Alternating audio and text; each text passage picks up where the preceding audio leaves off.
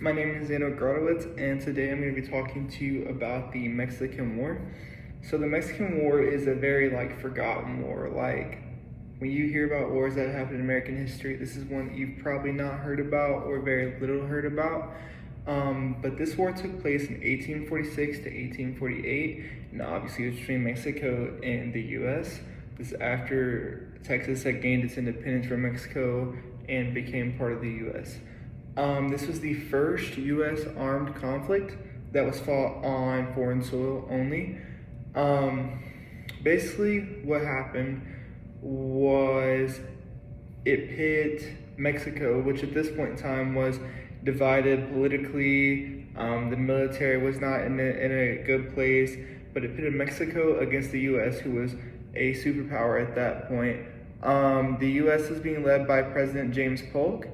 And at this point in time, the U.S. was very big on manifest destiny. Manifest destiny is where where they're trying to spread from one side of the continent to the other. Basically, the U.S. was getting very greedy, and that's why this war happened.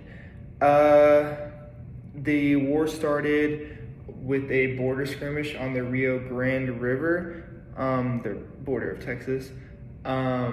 Is followed by a series of victories from us. And when the dust cleared, Mexico had lost a lot of land. Because of this, the U.S. annexed Florida, California, Utah, Nevada, New Mexico, all these places, Arizona, there.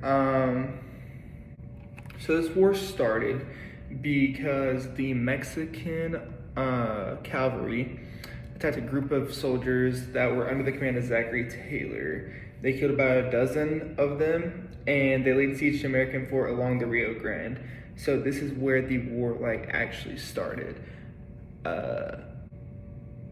So because of this, the U.S. obviously called in reinforcements. With the help of our better weaponry and military, we defeated the Mexicans at the Battle of Palo Alto.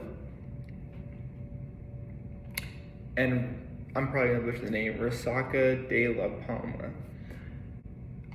Because these battles told the U.S. Congress that basically we needed to go to war with Mexico, and this is where it started to go bad. Honestly, the war probably was not necessary. We just wanted an excuse to expand Western, to take over all the territory for manifest destiny and things like that. U.S. just got very greedy, and that's why this war happened. So after this talk with the Congress that James Polk had, they went into Mexico to start fighting the war. After the battle at the Rio Grande,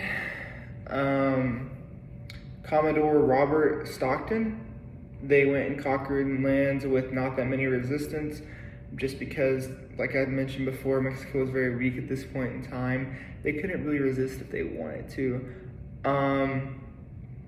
Another Commodore Taylor, he had little trouble advancing as well, and he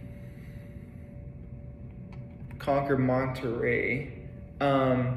With the losses stacking up, Mexico turned to Santa Anna. He had been living in Cuba at this point in time, and he convinced James Polk that if he was allowed to return, he would end the war on terms favorable to the U.S.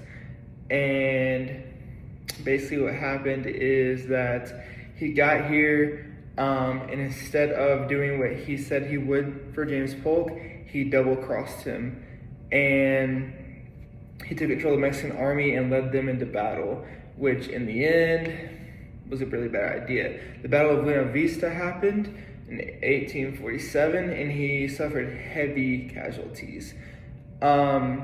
He lost the battle, and it didn't matter. He still got the Mexican presidency, which in turn still caused conflict because he didn't like us. He didn't like the U.S., and he was still fighting. So basically, the war just kept going on, fights back and forth. And then we decided to march on Mexico City. Basically, They resisted, obviously, and we just laid siege to the Mexico City's castle. This kept going, battles back and forth, until finally we get to the Treaty of Guadalupe Hidalgo. We were laying siege to Santa Anna and his men until finally, they gave up. They said, okay, we're done. We know we can't win this war. And it made things a lot easier on the U.S. Mexico officially recognized the annexation of Texas, and the U.S. gained a lot more properties because of this war. So in the end, Mexico lost to the U.S. Obviously, they were going to from the beginning, but yeah, thank you so much for listening. I hope you all have a great day.